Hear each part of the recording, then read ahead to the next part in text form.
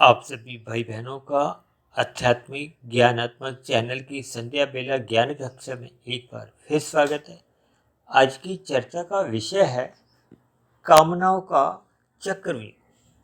देखिए, कामनाओं शब्द को हमने रंगीन रंग से इसलिए दर्शाया है क्योंकि वर्तमान समय कलयुग चल रहा है। एक साधारण मनुष्य की जो 5 भोग्य विषयों की जो इच्छाएं हैं, कामनाएं हैं, वो दिन प्रतिदिन बढ़ती जा रही है। बढ़ने के पीछे का कारण क्या है? अक्सर आप सभी भाई बहनों के संज्ञान में भी होगा। ये जो 24/7 जगह जगह आपके हमारे लिखने में, पढ़ने में, सुनने में आता है। एक साधारण मनुष्य देखिए, सातों दिन 24 घंटे कुछ ना कुछ विषय भोगों में अपने आप को लिप्त रखने में ही अपने आप को बहुत ही एक खुशकिस्मत, एक भाग्यवान समझता है कि उसको विषय भोग मिलते रहे। भले ही ये कामनाओं की जो पूर्ति होती रहती है, विषय भोग मिलते रहते हैं, ये अपने आप में एक चक्रव्यूह की रचना करते हैं। कामनाओं का चक्रव्यूह, देखिए, चक्रव्यूह एक ऐसी स्थिति होती है कि जिसमें मनुष्य घुस तो जाता है। यानी कि संसार में कहते हैं ना, घुसना तो आसान है लेकिन निकल पाना बहुत ही कठिन है। और कहीं कहीं तो देखिए, ऐसा भी माना जाता है कि ये एक असंभव सी स्थिति लगती है। अब जैसे कोई देखिए सागर में तैर रहा हो, अब सागर में तो देखिए दूर दूर तक पानी ही पानी, जल ही जल दिखता है। जैसे कोई स्थूल स्थिति, यानी कि स्थूल भाग है ही नहीं, पृथ्वी है ही नहीं, वो पृथ्वी पे जल ही जल दिखता है। ठीक इसी तरह देखिए, इसके भावार्थ हमें समझने होंगे। ये जो संसार है, संसार के 5 भोग्य विषय हैं, इनका भी कोई और स्वर नजर नहीं आता।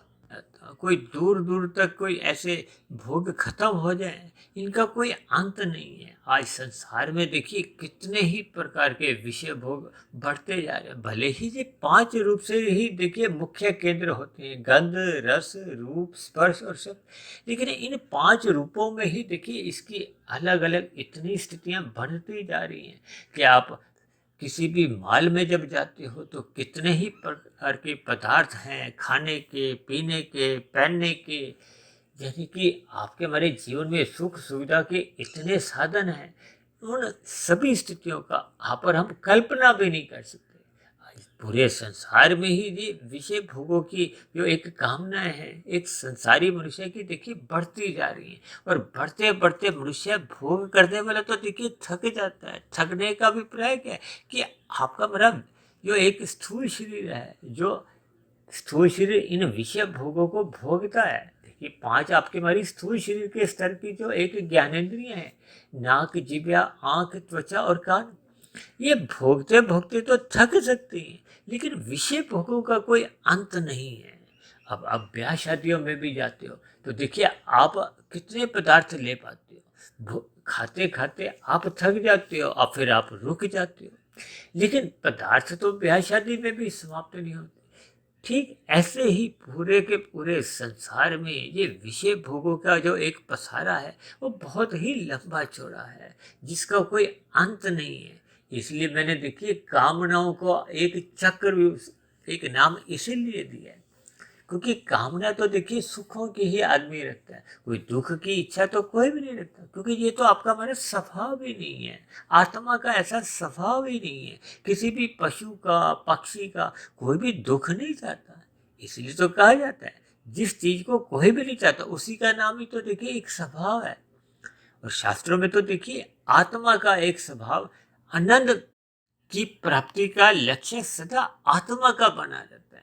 लेकिन जब जब हम देखिए स्थूल शरीर के स्तर पर अपने आप को एक समझ लेते हैं कि मैं एक स्थूल शरीर हूँ, और स्थूल शरीर तो देखिए तामसी है। ये पृथ्वी, जल, अग्नि, वायु, आकाश का एक पिटारा सा है, एक पिंड सा है। हालांकि शास्त्रों में तो देखिए आपके मेरे 3 शरीर बताए गए हैं, स्थूल शरीर, सूक्ष्म शरीर और कारण शरीर। प्रकृति जो माया है, ये तमोगुण, रजोगुण और सतोगुण की एक सम अवस्था को कहा जाता है। इन 3 गुणों से जो 23 तत्वों का विस्तार होता है, ये एक जगत है, संसार है। उसी संसार में ही अलग अलग 84 लाख प्रकार की योनियां हैं, जबकि इन 84 लाख प्रकार की योनियों में विशेष रूप से जो महत्व है वो केवल और केवल मनुष्य योनि का ही है, क्योंकि शास्त्रों में मनुष्य योनि को कर्म योनि कहा गया है और साधना योनि का एक अवसर कहा गया है। कर्म योनि इसलिए कहा गया है कि यदि एक साधारण मनुष्य है अपने मिले हुए जीवन में ये जो प्रकृति के विषय भोगों को भोगने की रुचि रखता है, जिसका दूसरा नाम देखिए कामना है, उसके लिए एक कर्मफल सिद्धांत की एक ऐसी व्यवस्था सी बनी हुई, क्योंकि 84 लाख प्रकार की योनियों में केवल और केवल मनुष्य योनि को ही कर्म योनि के साथ जोड़ा गया है और कर्म योनि के साथ साथ एक साधना करने का एक अवसर भी दिया गया है। साधना करने का अवसर इसलिए दिया गया है क्योंकि अंतोगत्वा ये मनुष्य योनि ही नहीं, ये 84 लाख प्रकार की सभी योनियां हैं, ये एक अंतोगत्वा दुख में मानी जाती है, क्योंकि भगवान श्री कृष्ण ने शास्त्रों में भी बार बार कहा गया ये संसार देखिए दुखालय है। दुखालय का अभिप्राय क्या है कि इसमें सुख अल्प मात्रा में है, अल्पकालिक है, आते हैं और चले जाते हैं, जबकि दुख तो सदा सदा ही बने रहते हैं, आते हैं बहुत लंबे समय तक बने रहते हैं। और मैं तो अक्सर बार बार अपनी चर्चाओं में कहता रहता हूँ कि आपके हमारे जीवन में देखिए सुख आते हैं, घंटों के हिसाब से आते हैं, दिनों के हिसाब से आते हैं, जबकि महीनों के हिसाब से, सालों के हिसाब से दुख यहाँ बने ही रहते हैं। इसीलिए शास्त्रों में देखिए इस दुख में सागर से निकलने का एक साधना का एक उपाय बताया गया है, जन्म मरण के बंधन से छूटने का एक उपाय कहा गया। हालांकि मैंने देखिए इस कामनाओं को एक चक्रव्यूह के साथ जोड़ा है। कामनाओं को मैंने रंगीन रंग से इसलिए दर्शाया क्योंकि ये संसारी आकर्षण को हो, मेलों का आकर्षण को हो, विषय भोगों का आकर्षण को हो, विज्ञापन की दुनिया को हो, फैशन की दुनिया को हो, चाहे फिल्मी दुनिया को हो, ये संसार के दृश्यमान जगत के जो विषय भोग हैं, किसी भी प्रकार से आप इनको समझ सकते हो कि ये आपके हमें एक आकर्षण उत्पन्न करते हैं। इसलिए हमने देखिए कामनाओं को रंगीन रंग से दर्शाया, जबकि चक्रव्यूह को एक खतरे की निशानी, एक काले रंग से दर्शाया। क्योंकि चक्रव्यूह तो जैसे देखिए मकड़ी का एक झाला होता है ना, उसमें जब एक मकड़ी फंस जाती है तो वो उससे बाहर निकल नहीं पाती। या दूसरे अर्थों में यूं कहो कि जैसे मकड़ी स्वयं ही उस जाले को बुनती है, ठीक इसी तरह मनुष्य भी अपने मनुष्य जीवन पाकर वो साधना के अवसर का तो लाभ उठाता नहीं, वो स्वयं ही अपनी कामनाओं का चक्रव्यूह की रचना वो स्वयं ही रचता है। रचना का अभिप्राय वो स्वयं ही अपने मिले हुए जीवन में इतने अधिक कर्म करता जाता है कि उसका कर्माशय इतना विशाल बन जाता है। अब किए गए कर्मों का तो देखिए एक समय विशेष के बाद फल आना निश्चित है, क्योंकि मनुष्य को कर्म करने की स्वतंत्रता है। यदि ये कर्म करने की स्वतंत्रता ही नहीं होती तो फिर देखिए कोई पाप पुण्य कर्मों का कर्माशय नहीं बनता। फिर तो परमात्मा जैसे हमसे कर्म करवाते हैं तो फिर ये जो 4 युगों का प्रवाह है, सतयुग, त्रेता, द्वापर, कलयुग, वर्तमान समय तो देखिए कलयुग चल रहा है। और ये कलयुग कोई पहली बार तो आया नहीं, ये तो बार बार एक इनका एक क्रम सा बना रहता है। अब वर्तमान समय कलयुग चल रहा है, इसकी आयु 4,32,000 वर्ष है। अभी उस 4,32,000 वर्ष में से तो मात्र देखिए 5,120-25 वर्ष ही गुजरे हैं। शेष लंबा समय तो अभी आना बाकी है। उसके बाद फिर सतयुग आएगा, फिर त्रेता युग, फिर द्वापर, फिर कलयुग। ये क्रम शास्त्रों में कहा गया। ये एक 4 युगों का जो एक क्रम है इसको चतुर्युग कहते हैं। ये 71 बार जब बीत जाता है तो एक मनवंतर होता है, और ऐसे 14 मनवंतर होने पे ये सृष्टि का जो एक कार्यकाल है ये पूर्ण होता है, फिर एक प्रलय की स्थिति आती है। इसीलिए हम सभी भाई बहन अपने मनुष्य जीवन में जैसे जैसे कर्म करते हैं, वो कर्म जब सकाम भाव से होते हैं तो उसका कर्माशय बनता है। कर्माशय के साथ साथ उसके संस्कार बनते हैं, जिसको शास्त्रों में देखिए वासना कही जाती है। ये जो आयम ने लिखा है ना कामनाओं का चक्र, कामना का अभिप्राय देखिए मन के भीतर जब एक कामना बन जाती है, कामना कहो, इच्छा कहो, ये एक ही बात है। देखिए, स्थूल शरीर के स्तर पर तो आपकी हमारी आवश्यकताएं हैं, इस बात से तो शास्त्रों में भी कहीं भी इनकार नहीं किया गया कि आपको हमें भोजन चाहिए, रहने को घर चाहिए, पहनने को वस्त्र चाहिए। लेकिन ये जब आवश्यकताओं से अधिक हम भोग प्रेरित कामना बना लेते हैं। अब देखिए, हमें दाल रोटी चाहिए, ये आपके हमारे स्थूल शरीर की आवश्यकता है। लेकिन दाल रोटी में ही हम चाहते हैं मलाई कोफ्ता मिले, शाही पनीर मिले, खीर मिले, पापड़ मिले। ये देखिए, एक वैसे ही समझाने के लिए इन शब्दों का इस्तेमाल कर रहा हूँ। अब ब्याह शादियों में तो कितने ही प्रकार के पेयजल होते हैं, कितने ही पदार्थ होते हैं। मनुष्य उन सभी पदार्थों को देखिए खा भी नहीं सकता, भोग नहीं सकता, क्योंकि आपके हमारे स्थूल शरीर की एक भोगने की एक सीमा है। जैसे आपके हमारे स्थूल शरीर की देखिए एक आयु है, ठीक इसी तरह आपके हमारे भोजन में जो आप हम पेट में डालते हैं उसकी भी तो एक सीमा है। आप एक रसगुल्ला खाओ, दो खाओ, तीन खाओ, फिर एक स्थिति आती है कि हम खाने से मना कर देते हैं, क्योंकि पहला रसगुल्ला आपको सुख देता है, दूसरा उतना सुख नहीं देता, तीसरा और कम देता है, और चौथा पांचवा लेने से हम इसीलिए रुक जाते हैं क्योंकि फिर वो दुखद स्थितियां उत्पन्न करते हैं। ठीक इसी तरह ये जो जितने भी भोग्य इच्छाएं हैं, अंतोगत्वा मनुष्य इनको भोगता भोगता थक जाता है। फिर थक कर इनसे वो एक निवृत्ति की भी इच्छा रखता है। तभी तो मनुष्य देखिए इन पांच भोग्य विषयों में एक भोग भोगता है, फिर दूसरा, फिर तीसरा, फिर चौथा। जब तक वो थकता नहीं है तब तक वो रुकता नहीं।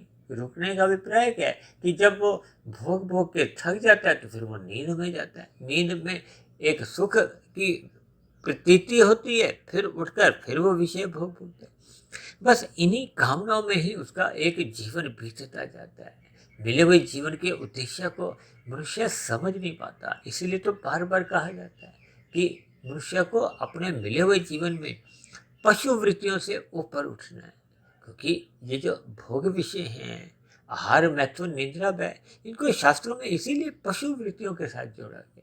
यदि मनुष्य अपने मिले हुए जीवन के उद्देश्य को समझ नहीं पाता, केवल इन पशु वृत्तियों में ही अपने जीवन को लिप्त रखता है, इसका अभिप्राय क्या है कि सत्संग करना एक मनुष्य के लिए अनिवार्य है। अनिवार्य का अभिप्राय देखिए, सत्संग करने से ही उसको अपने जीवन का एक ज्ञान पता चलता है कि उसको अपने मिला हुआ जीवन किस उद्देश्य के लिए मिला है। ये जन्म मरण का बंधन का बोध होने लगता है, ये कामनाओं के चक्रव्यूह का उसको बोध होने लगता है। ये बोध तभी होता है जब वो श्रद्धापूर्वक सत्संग करता है। एक साधारण मनुष्य देखिए एक सत्संग को ऊपरी स्तर पर करते हैं, शास्त्रों को ऊपर ऊपर से पढ़ते हैं, उनके भावार्थ को समझ नहीं पाते। इसके अभिप्राय क्या है कि एक साधारण मनुष्य रजोगुणी स्वभाव का होता है। रजोगुणी स्वभाव में मनुष्य को विषय भोग अच्छे लगते हैं। ये मन के स्तर पर जब ये कामना बढ़ती जाती, आज मनुष्य देखिए मॉल में जाता है तो कोई पैंट ले आया, कभी शर्ट खरीद लाया, कुछ खाने की एक वस्तु खाई, कुछ पीने का एक पदार्थ लिया, फिर कुछ घर में विभिन्न प्रकार के पदार्थ हम खरीद लाते हैं।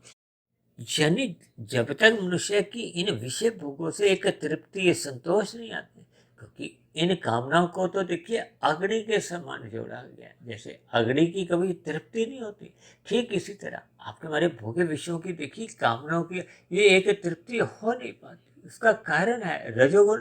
कभी भी रजोगुणी मनुष्य देखिए थकता नहीं है, रुकता नहीं है और रजता भी नहीं है। रजने का भी प्राय देखिए एक संतोष भाव से है। इन सभी स्थितियों पर हम जब सकारात्मक भाव से चिंतन करते हैं, ये चिंतन देखिए तभी हो पाता है जब मनुष्य श्रद्धापूर्वक सत्संग करता है, ज्ञानमय स्थिति में अपने आप को स्थित कर लेता है। सात्विक स्थिति जब उसकी मजबूत होती है, और सात्विक स्थिति कब मजबूत होती है जब मनुष्य ब्रह्म मुहूर्त में उठने का अपना एक संस्कार जगा लेता है, स्वभाव बना लेता है, क्योंकि ब्रह्म मुहूर्त सतोगुण की एक शुद्धतम स्थिति होती है।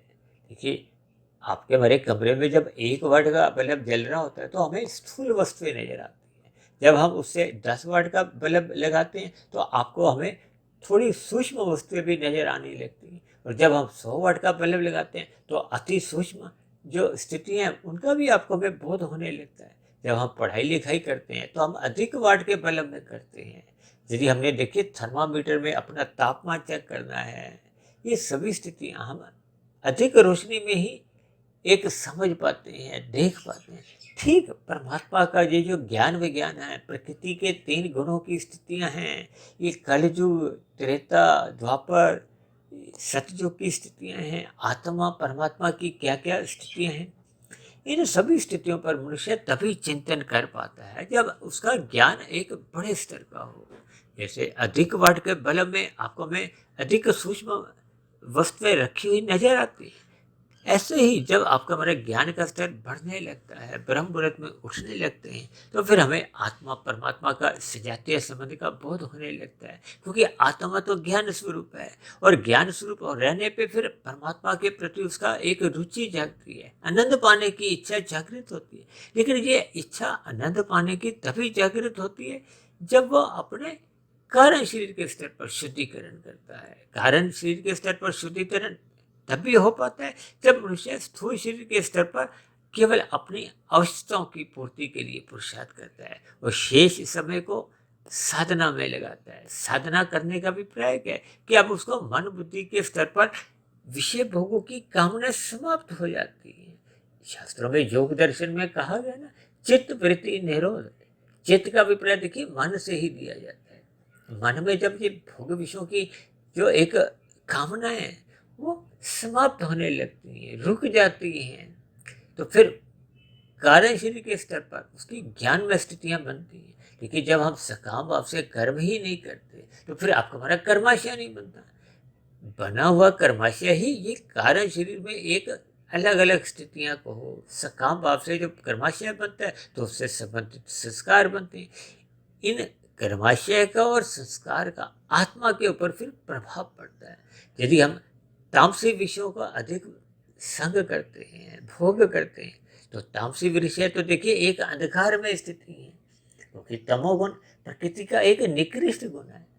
तो आत्मा आपका हमारा जो एक ज्ञान है वो अधिक तेजी से वो ढक जाता है। जैसे आपके हमारे कमरे में देखिए एक बल्ब जल रहा होता है, उस पर हम काला कपड़ा डाल देंगे तो प्रकाश पूर्ण रूप से अंधकार में स्थिति में बदल जाता है। और यदि हम कोई एक रंगीन कपड़ा डालते हैं, यानी कि रजोगुण की स्थिति अपने आप को स्थित करते हैं, तो फिर थोड़ी थोड़ी धुंधली रोशनी होती है।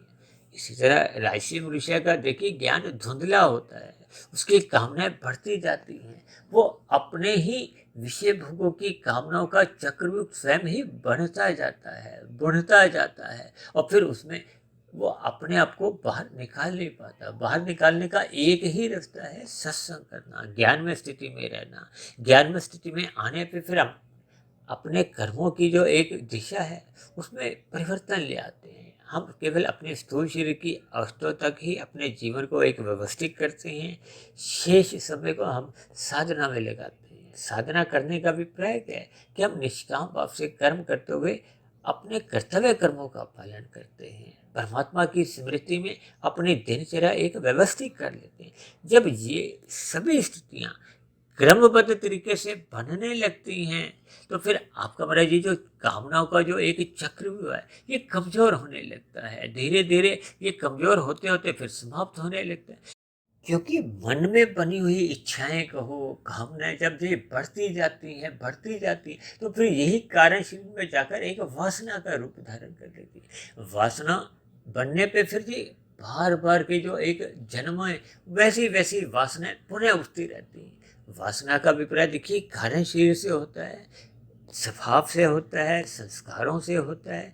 ये बनी हुई वासना ही फिर मन बुद्धि के स्तर पर बार बार फुरने उठाती है, कामनाओं की इच्छा उत्पन्न करती है, और फिर ये मन के स्तर पर जब ये कामनाएं उठती हैं तो फिर ये मन ही फिर स्थूल शरीर की ज्ञानेंद्रियों को उन विषय भोगों को भोगने के लिए बाध्य कर देती हैं और कर्मेंद्रियों को नए कर्म करने के लिए एक बाध्य कर देती हैं। और जब जब मनुष्य का ज्ञान थोड़ा धुंधला होता है या एक ज्ञान की स्थिति कमजोर होते हुए तामसिक स्थितियां बन जाती, यानी जब मनुष्य अज्ञानता में आ जाता है तो फिर मनुष्य पाप कर्म करने को एक बाध्य हो जाता है। अब पाप कर्म उसको फिर पुनः एक नीचे अधोगति की स्थितियों में जाने को बाध्य कर देते हैं, क्योंकि मनुष्य योनि तो तभी मिलती है जब संचित कर्मों में पाप और पुण्य कर्मों की कम से कम तुल्यता होती है या पुण्य कर्मों की अधिकता होती है। जब मनुष्य विषय भोगों की कामनाओं के चक्र में अपने आप को एक व्यसनी बना देता है, एक कामुकता उसमें जगने लगती है, यानी विषय भोगों के प्रति उसकी लोलुपता बनी रहती है। ये विषय भोगों का व्यसनी हो, किसी भी प्रकार से वो उन विषय भोगों को भोगे बिना रह नहीं पाता। तब ऐसी स्थिति विशेष में वो कितने अधिक पाप कर्म कर जाता है, मनुष्य को बोध नहीं रहता, क्योंकि वो अज्ञानता में है। अज्ञानता का अभिप्राय उसकी अंधकार में स्थिति है। ये सभी स्थितियां देखिए वो कामनाओं का एक चक्रव्यूह के कारण ही बढ़ती हैं, बिगड़ती हैं, जिसके फलस्वरूप उसका संचित कर्मों का कर्माशय बिगड़ जाता है, उसमें पुण्य कर्मों की न्यूनता रह जाती है और पाप कर्मों की अधिकता होने के कारण फिर मरने के बाद अधोगति की स्थितियां, ये जो नीचे की 80 लाख प्रकार की तामसी जोनियां हैं, दंडमय जोनी है, फिर ना चाहते हुए मनुष्य को उन नीचे की जोनियों में जन्म लेने को वो बाध्य हो जाता है। ऐसी सभी स्थितियों पर हमें ज्ञान पूर्वक चिंतन करना होगा।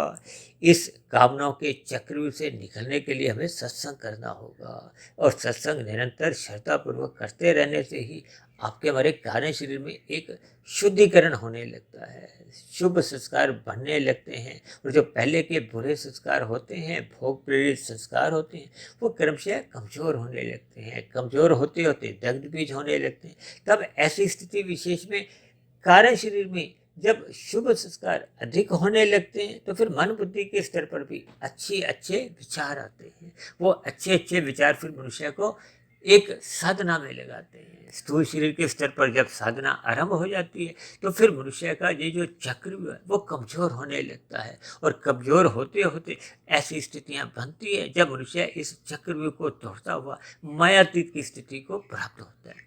तो ऐसी सभी शुभ स्थितियां बनने के लिए, बढ़ाने के लिए हम सभी भाई बहनों को अपने मिले हुए जीवन का सदुपयोग करते हुए साधना करनी होगी, ब्रह्म मुहूर्त में उठना होगा, रात को जल्दी सोना होगा।